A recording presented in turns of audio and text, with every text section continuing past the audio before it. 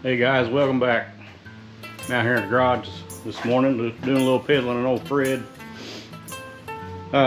Whenever we've been driving this thing, had a little issue of whenever you're driving along and you're on a flat surface up to speed and you're just kind of coasting, driving at the constant RPM, motor acts like it loads up a little bit, misses or something.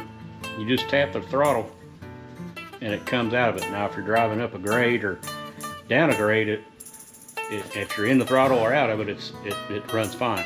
So been playing with the timing, didn't do anything. So what I done this morning was got in here and took the valve covers back off and adjusted those rockers a little bit tighter. I don't think I adjusted them right the first time. I generally don't have to. Generally, I don't run this style of rocker.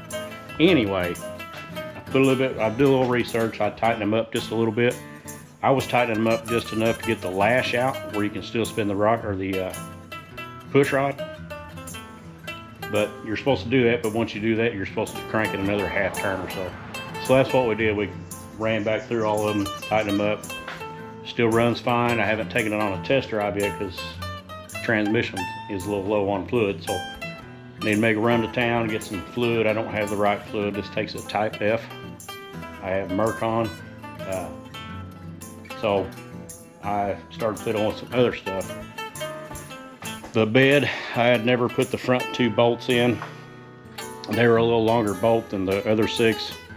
So I found one bed bolt and the other one's just a regular bolt. And I had to put some shims in it to get the body lines to line up just a little bit, and I probably put 2 thick washers. It's probably 3/16 of an inch. Got that body line a little bit better. But yesterday I did one of my favorite projects. Sarcasm, by the way. Was I got the ugly phone charger in here, but I put a radio in it. If you can see that. It's just a little head unit. You get them off Amazon or eBay for 20 bucks. Stereo, Bluetooth. I made a bracket to go around it to bolt it up to the underside of the dash. Whenever you go to put these single DIN radios in these old Fords, these Fords are set up for a 2-knob radio. So you have to modify the whole bracket that holds your temperature control and your fan switch.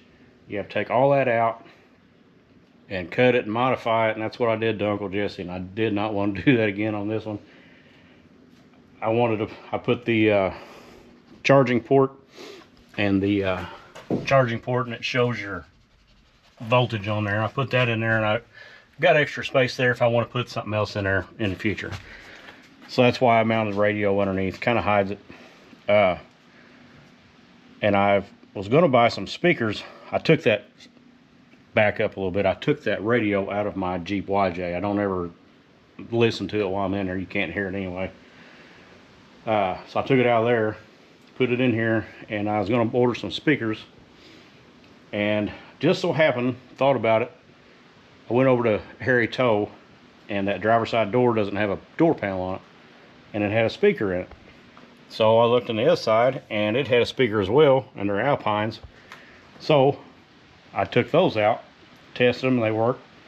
So got the driver's side in, and I had to run new speaker wire. And a lot of these trucks, people order them with a radio delete, and they never had a radio in them, or they just had a dash speaker in it. So when you have a truck like Old Blue, it only had a dash speaker in it. So it had a 2-knob AM FM radio with a dash speaker. So you don't have speaker wire holes coming out of the cab to the door. So you have to drill holes in them and all that crap. But this truck actually came factory with a radio, and it has the grommets and everything. Well, all that stuff is rock hard, solid from sitting around. So I had to pull new wire through there. It should have done that when I had all the dash apart. So that was my home for a few hours down here in this floorboard. And I didn't enjoy that very much with the neck thing, so I had to take my time with it. Got both speakers in, took that door panel off over there, and that door panel has never been off this truck since it was built. Reason I know that, because all the clips are still in it. The let's see, this is the door panel here. It still has the insulation in it, and the door behind the panel still had the paper matting in there, and still had the factory Ford speaker in it, and it had a metal grill over the speaker, and I've never seen that before. This came out of the driver door, and it is not original, so somebody had been in that one messing around. It's not loud, it doesn't thump, do all the cool kid stuff, but you can listen to stuff while you're driving, which that's all I'm asking for. I do need to clean this door up. Before I put the panels back on, I would really like to paint these doors or something, or not, I don't know, but I do need to get the seals in, so I do need to paint this area here so I can finalize that, get the seals in. Mix and paint again. Got our dark red color that we're painting with, like I did a few weeks ago on this door on the outside. That paint didn't turn out very well. This time I used different paint, and I'm painting around the insides of the door openings. Got the passenger done and got part of this driver done, and I'm hoping that I mixed enough, and I don't have much left, but I'm going to go ahead and do my inside of this door here. I left this just in case I ran out. It's hard to mix two batches that look exactly the same. So anyway, I'm going to finish this up and use up the rest that I got for a second coat possibly. So here we go. I don't think that turned out too awfully bad. Still a little tacky. It's been an hour or so. I'm gonna let it sit, dry up. I should have put some harder in that paint. Didn't think about it. Anyway, we'll let it dry up, and we'll go to town and get some transmission fluid put in this, so we can possibly take it for a better drive tomorrow, and see where we go from there. All right, time to do fun stuff today. Weather stripping time. The paint is dried on the inside of the cab here. I already started on this passenger side. Got it stuck in there, had a couple clamps on it. Got it stuck under the seal plate. I believe that's probably the hardest part of this whole thing, is getting it underneath that seal plate, with the carpet underneath there and trying to stab it in there. Anyway, I cannot find all my clamps. My garage has ate all of them. Clothespins aren't quite big enough. We might be able to use them in a couple spots here, but they like to pop off because they won't hold very good. Anyway, I've got some contact cement. I just picked up something from the big chain store. I've got it all fitted in, cut to length. I'm going to start peeling this back and putting the cement right here on the body channel, and then put the rubber back on it and try to clamp it in spots. I got to have the heavy clamps up top so it doesn't fall. And we'll get that we'll get that side clamped up and letting the glue, letting the glue dry. And I'll go over to the other side and we'll get it cut out to length and stuck under the channel maybe. But I don't have enough clamps to do that. So we might jump over to something else for the front end. I've got a push bar, whatever you want to call it. I've had this thing sitting around a long time. It used to be on Old Blue when I first built it. I don't even remember where I got this thing. while I'm waiting on that to dry, we're gonna fit this up on there. They have us a little protection on this front end. We like to hit deer around here in this place. That'll help out the grill and maybe the radiator from being blown apart, but oh, it might look all right. We'll try it out.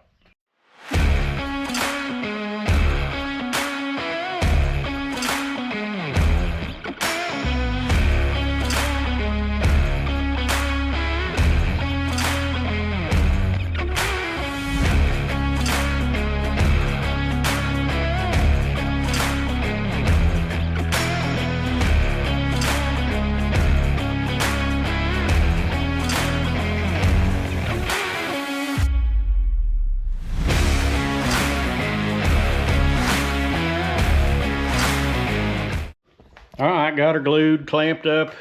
Looks like a porcupine. We'll let that sit there and hopefully that glue sits up and holds it. A lot of times you see them trucks, weather stripping hanging off. They don't get glued very well. They're kind of a pain in the butt. I understand. But once it tacks up good enough, guy can shut the door, and probably have to adjust it because I had to adjust it for not having a seal in it when I got it.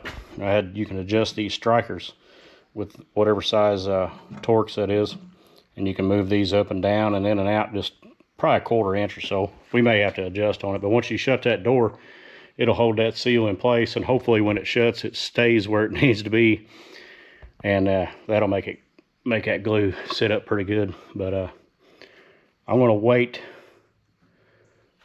until I take the big clamps off that side to start on this side. So we'll start on the brush guard. That turned out to be a little bit of a chore. Always good on a fella with back problems. Lined up okay-ish, but how do you put it on by yourself? And I had to leave these top 2 bumper bolts in so the bumper doesn't fall off, because when you put this on, it hooks in right here. If you take all the bumper bolts off, everything flops around, falls. So I had to leave those 2 in, get it hooked in there, take the step stool underneath here, because I tried putting bungee cord to hook it on there. Well, it's not strong enough. Step stool underneath there, boards stacked up underneath it to hold it. Bottom 2 bolts started. Had to get longer ones so I could have plenty of thread because it was leaned back. Finagle the top bolts out, get it all on. Man, I broke sweat on that one. And I scuffed up the paint with the bungee cord. Dang it. Anyway, that struggle on the side. You could put 2 more bolts in it if you want. They go right up in there on the frame.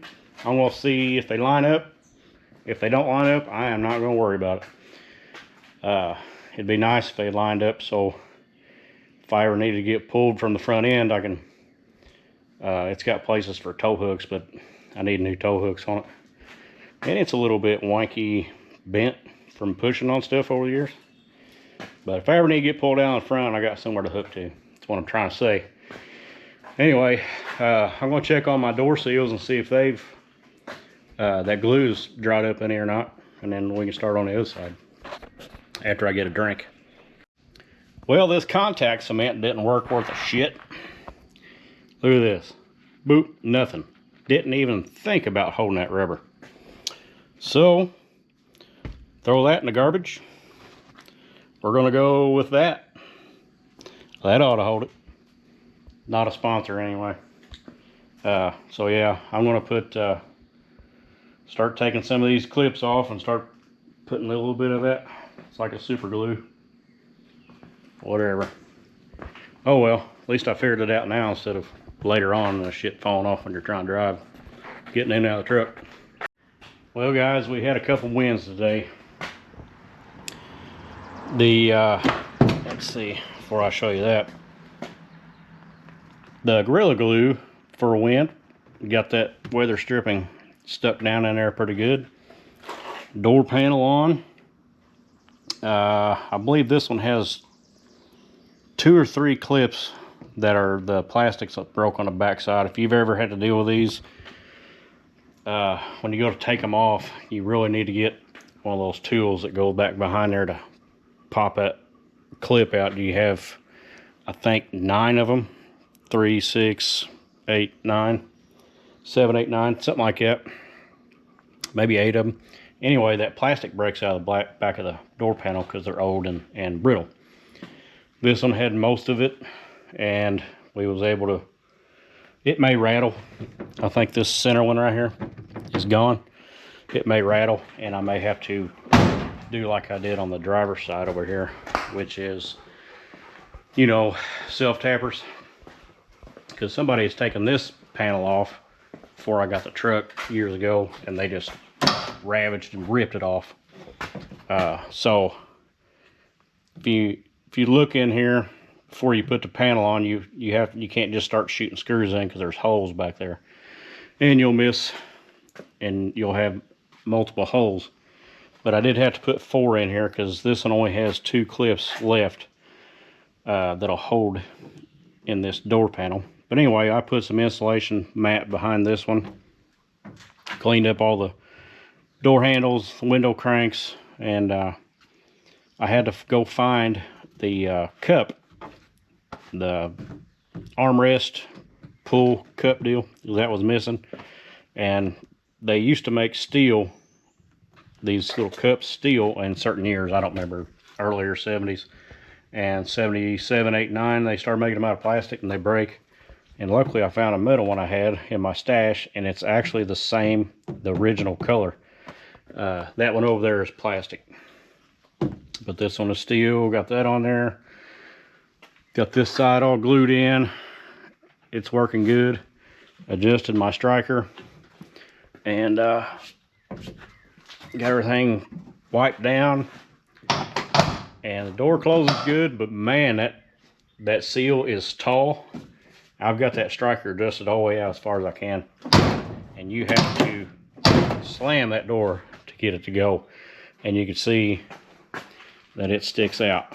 So hopefully over time this seal will shrink a little bit, smash, and we can readjust that door. But right now it's just going to have to be the way that it is.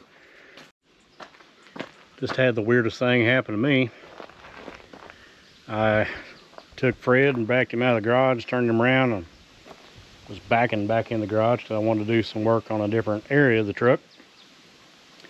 Started smelling something in the cab, something rubbery melting. I was like, oh man, that spark plug wire laying on the exhaust or something. So I hurried up, got it in there, shut it off, popped the hood, and there were flames under the hood in a spot that I would never imagine to be flames. The steering coupler joint, rag joint if you will, was on fire. And I had to come over here and get my squirt bottle to put said rag joint out of fire. What in the devil?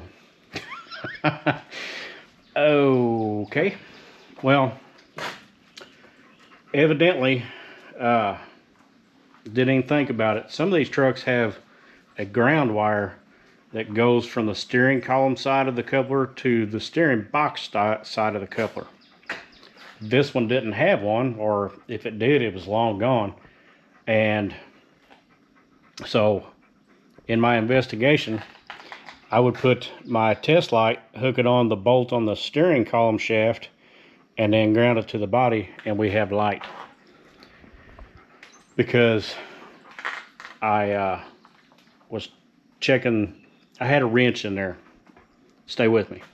I had a wrench in there, and I was going to tighten up the coupler bolt, and it went from the nut to the body, and it sparked.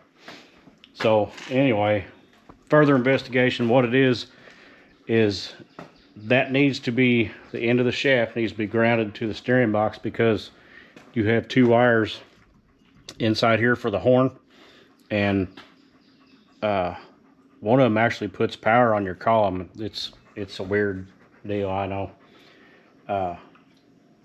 So to put a ground on there, I got to take it all back apart. I'm not going to do that. A horn is not that important to me, I guess, right now. So I took the wire off the steering wheel underneath that cap. Jesus, I thought she was burning down.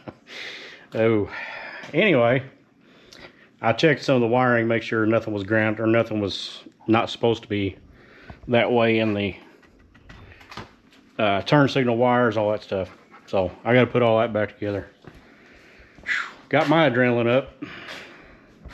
Anyway, that's my fun little story.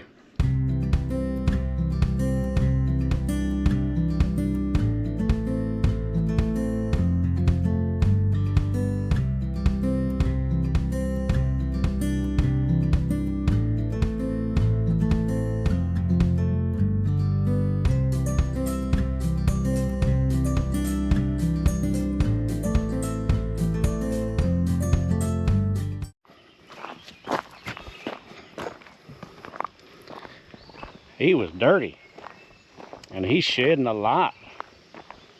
Late spring, and his coat is dull and just everywhere. So we got an outside bath. Did you get an outside bath? He doesn't like the outside bath very well. He doesn't like the inside bath, but mine's a lot better inside in the house. But man, he gets hair everywhere. And then now the outside bath, it's nice today. We can let him dry out here. We don't have to dry him off in the house. And even though he got sprayed by a skunk many months ago, still smells like a skunk when you get him wet. I love it. Oh well, we'll go on with our day, let him dry out. Good day for joyriding old Fred. I think we got the running issue figured out, where I was talking about it kind of running rough and missing when you was down the road with a load off of it. Messed around with changed out the coil in the ignition box with the different ones, and it ran the same. And pulled it back in the garage, started adjusting on the carburetor, didn't do anything, and started playing with the timing, put a little bit more advance in it, and didn't do anything. And I ended up taking and unplugging the vacuum advance altogether and put some more timing in it again, and it seems to run a lot better. It likes not having the vacuum advance plugged up, either ported or manifold vacuum. I tried both ways, and it really runs bad on manifold vacuum. So I just left it unhooked, and we've went about 20 miles today.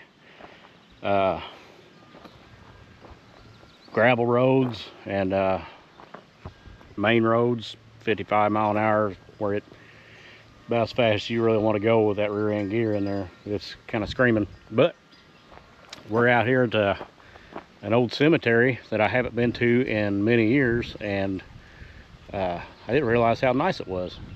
They got a nice little shelter house here with some signs up here for unmarked graves, list of names and dates and stuff. That's pretty cool. And it's a pretty nice little shelter house. Ranger's getting him a drink and using the restroom, if you will. But we're gonna do some more tooling around, work out some more bugs on this thing. I do believe I've got everything on order today. Steering linkage, tie rods. I know I've got one that's pretty loose, and that's gonna be our next thing this probably next weekend, is busting them off and checking the toe in and all that stuff. It drives great. It's just I could tell that one's loose, and it kind of searches around when you got a wavy road or whatever. But anyway, that's easy stuff. But we're gonna hang out here for a little bit. All right, got us a little project today. After putting gas in Fred 2 times now, I've realized that the gas inlet spout that I modified and cobbled together to put in there, it doesn't like taking gas, and you have to stand there and fiddle with it and feather it and it spews out. I'm done with all that. If I'm going to be driving this thing a lot and putting gas in it every few days, I don't want to have a 20-minute ordeal. So anyway, we're over here at our parts truck, and I want to take the, I got it marked out. I'm going to take the grinder cutoff wheel and cut that out, and use the filler spout that's in this, so we have a door and the correct filler spout, because just so happens the tank that I put in, Fred, is a 1982 model out of Harry Tow, and that 19-gallon rear tank in an 80s Ford and a 70s and an 80s Ford are pretty close to the same. The filler tube is different, has a different size spout on it, and the vent is different. So I highly modified all that. Well, putting this one in out of this 84 model truck will, I think it'll work a little bit better. And I still have a option to put a fuel return hose on Fred as well, so that's going to work out. So I got the door off, and the enclosure on the back side, I got it all out and pushed down, marked out, and we're going to cut this out, and cross our fingers we are not going to get any fire going on here. I do have a wet soaked rag I'm going to put down in here on top of this enclosure where the cap is, to help deter any sparks from, because that cap vents. So, and there is still gas in this truck. I'm sure it's ancient gas, but you can smell it. Anyway, let me get to cutting on this deal, see how it comes out. Then we're going to cut our bed out and then weld this in. So that'll be a fun time.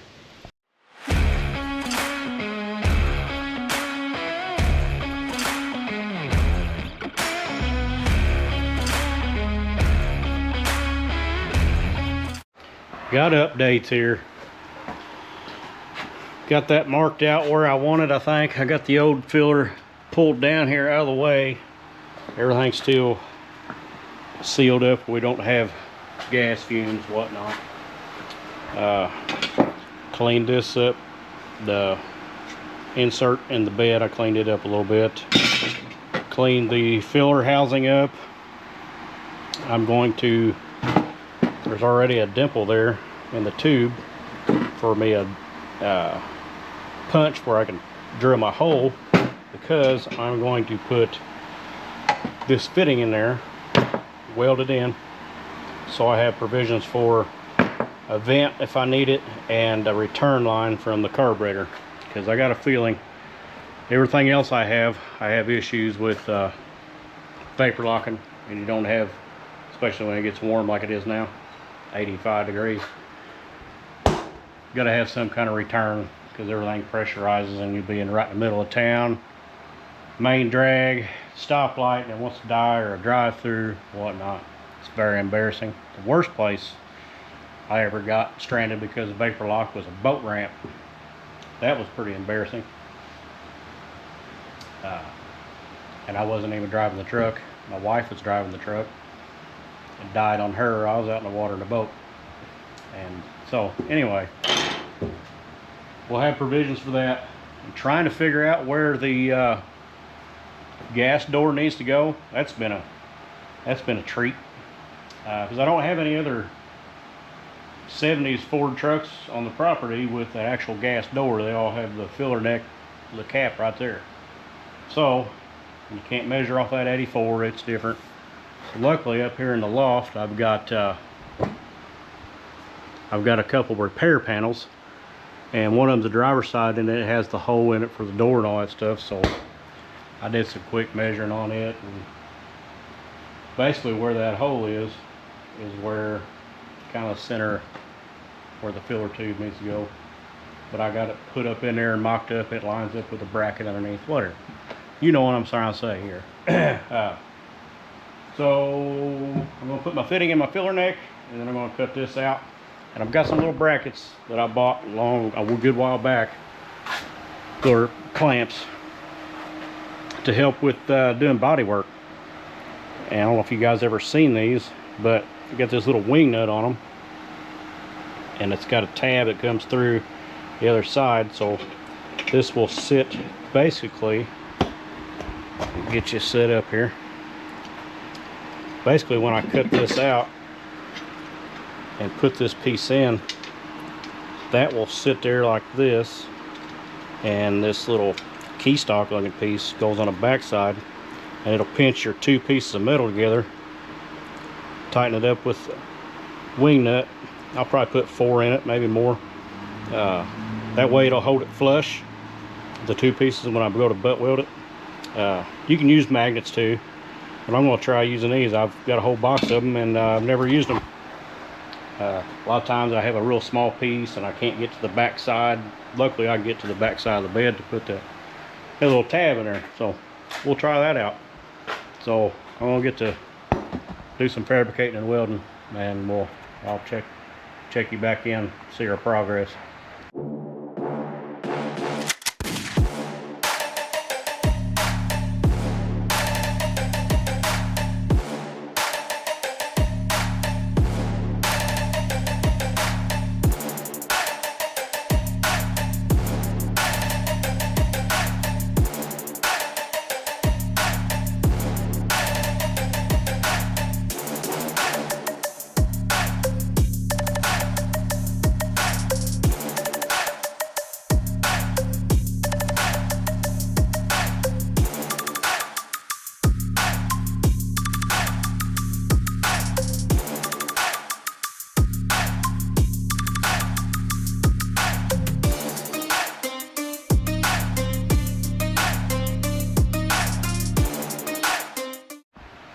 Got my clamps, excuse me, all around there, except for up here. I don't have enough.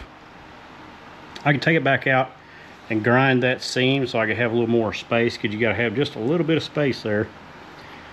But I don't really want to do that, because I got all these in here, and I can hold this one real easy with my hand to pull it out and get level here, flush, and then I think the rest of it I can do the same, just come around and tack it a few places. I think it's going to work out pretty good. The problem with this piece compared to the truck is this 84 model doesn't have as much bow in it in the body as the 78 or 4, whatever this bed is. This is more straight, so I have to massage it just a little bit, if you will. But I think it's going to work just fine for what we got going here compared to the rest of this mess.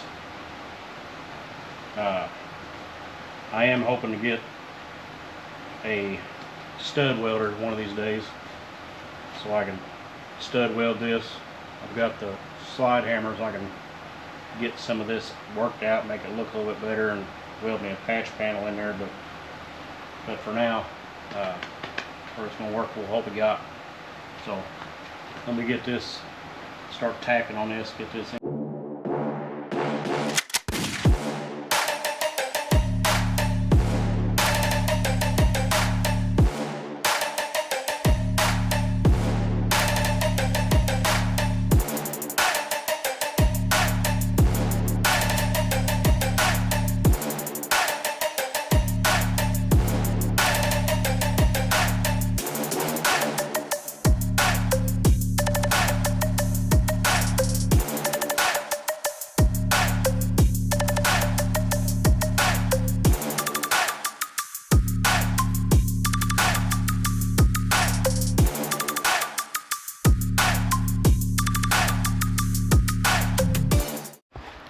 Got her welded in. I'm going to do a little grinding on that, and probably have to do a couple more little spot welds. Guys, just remember, when you go to weld something like that, jump around with your tacks, cool it down. I was using my air hose. You can use a cold rag, wet rag, whatever you prefer, but I just blow on it with a blower nozzle. And this is kind of thin, the truck bed. So it blew through in a couple spots, not too bad. I had the welder turned down pretty good, but I'm gonna do a little grinding on this, and then we'll come back and see whether spots we fill in, and then we can start putting stuff back together. Got her ground down, got a little primer on it, put some tape around it. We're gonna let that set up, go eat us some lunch. Come back, we'll take the old filler neck out, slide the new one up in there, get it bolted in with the fuel door on it, and see how that goes. Another thing to remember, like when welding, guy needs to skip around, let it cool off. Same way with the grinding.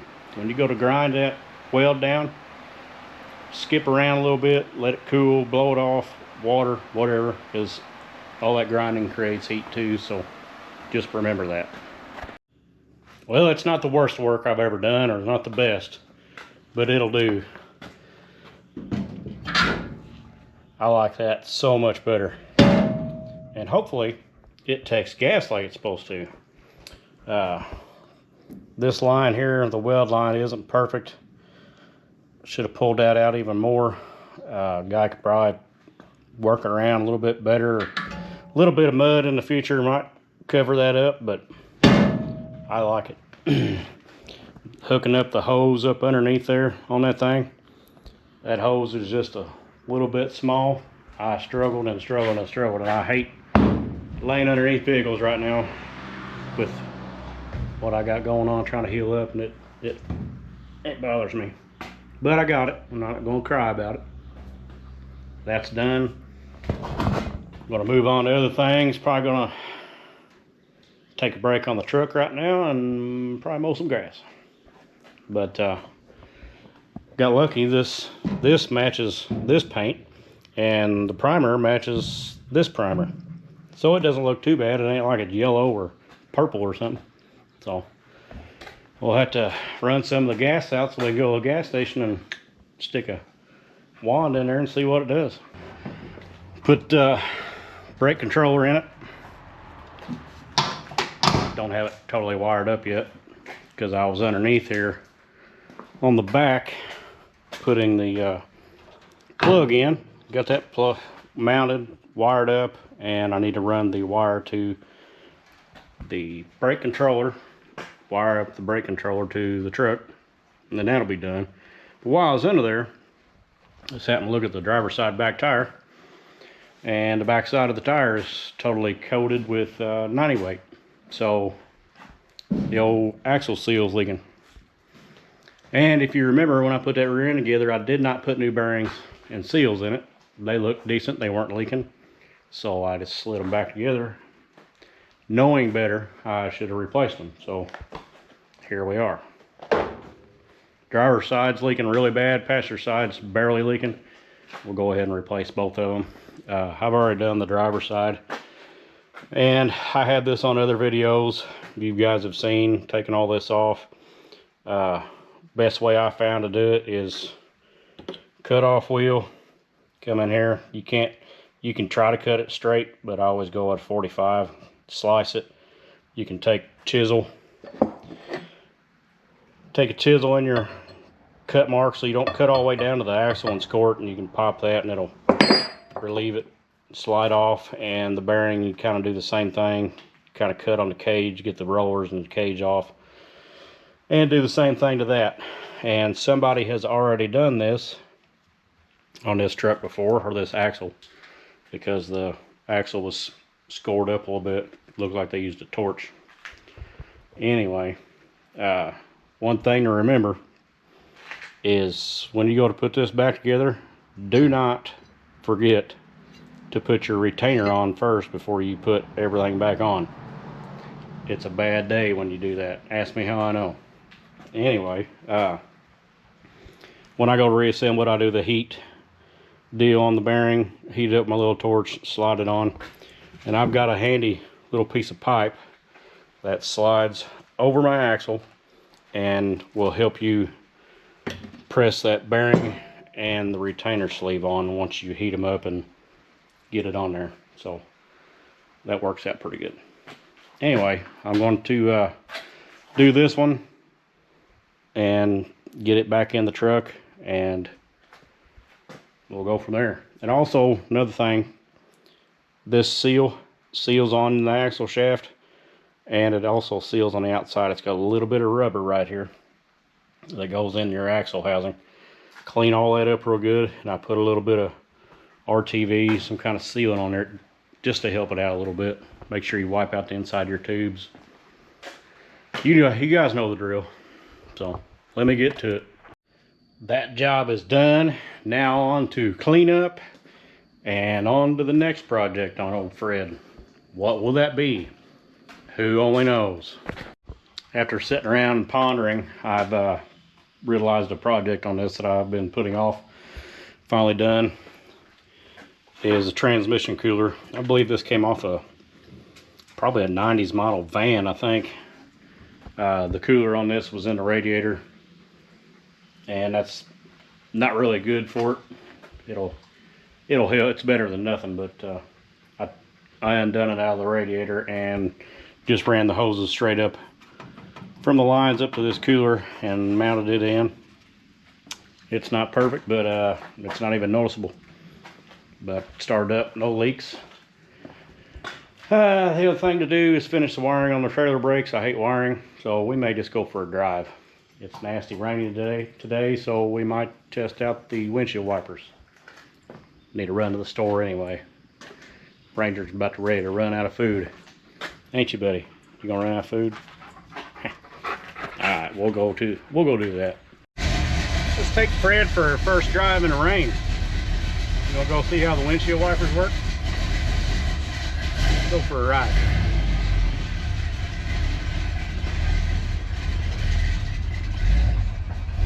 We'll go pick up our dinner. Through the broken windshield.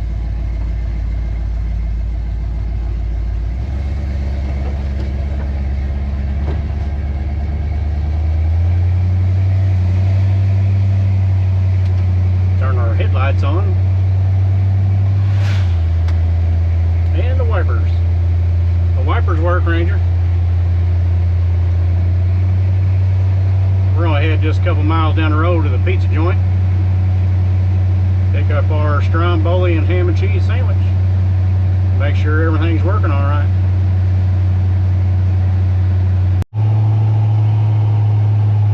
Man, I like this truck. Every time we drive it, we get more bugs worked out of it. Ain't that right, buddy? Yep. Windshield wipers are working good. They did quit on me once, but I'm sure that switch just needs work a little bit. Alright, we're almost there. Back from the truck ride, getting our food and stuff in my face. Little project I was wanting to do. These trucks originally came with, from the factory, they have like a rubber flap inside here that keeps all the debris from the road and the tires splashing up into your door hinges and getting in there. They have a little rubber flap that rolls up through there. They rot out and gone many years ago. And the 77, 8, and 9 trucks have inner fender wells that keep all the debris out of everything. That's why these older trucks have hood hinge problems, because all that stuff comes up in here and rests in your inner fender and rusts your hood hinges out. This truck has neither, so we're going to make our own, and that's what I've done here. Made me a template, and that area is right back here. I made one for the driver's side, and I made the template fit this side. So we're going to do the right thing and put that in there. That doesn't go all the way to the top like the factory did. This is going to keep majority of it off there, and we're going to do the right thing and tech screw it in. So let me get to it. I already got the driver's side done. It works all right. It'll keep some of the stuff off of it. And there we have it. It's screwed in there. That'll keep some of the splash and the water and mud out of the hinges. And you can see it from the inside here. You see it back Let's see. Can you see it down in there? It keeps some of this stuff off the hinges because we just took a drive and it's all wet. Driver's side is not as wet because we've already installed the other side. But it's the little things that matter sometimes. It takes forever on a project. But windshield wipers did good. Truck drives decent in the rain. We still got to do tie rod. Tie rod replacements is supposed to be in tomorrow or Friday. So I think we're going to end this video here. And we still got more to go on old Fred. But I appreciate you guys watching. And hopefully you watch some more of my channel. I don't know. Ranger would appreciate it. He's hiding out down there under old Blue. But hope you guys have a good weekend, and we'll catch you on the next one.